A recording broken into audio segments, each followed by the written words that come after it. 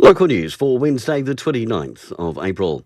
The majority of students will continue distance learning from today, while schools and ECEs open up to year 10, unless absolutely necessary. Students are to continue being educated from home.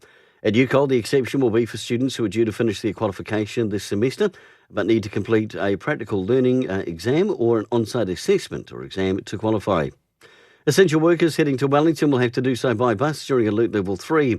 A special weekend bus timetable is in place, with no trains running due to the changes in travel fares because of COVID-19.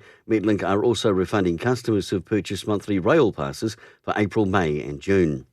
And libraries across the region have been very busy with recommendations for reading and books being read to children. Today, a virtual tea party will take place, hosted by the Masterton District Library at 10:30am. The Zoom party will get underway for both big and little people wanting to take part. And finally, in real estate, the Wellington Wairarapa region sales volumes have dropped considerably in April for those pertaining to the last 2 years. No surprise due to COVID-19 restrictions, but values have maintained power to sit at a good, strong level. For local news, kia ora, I'm Brent Gare.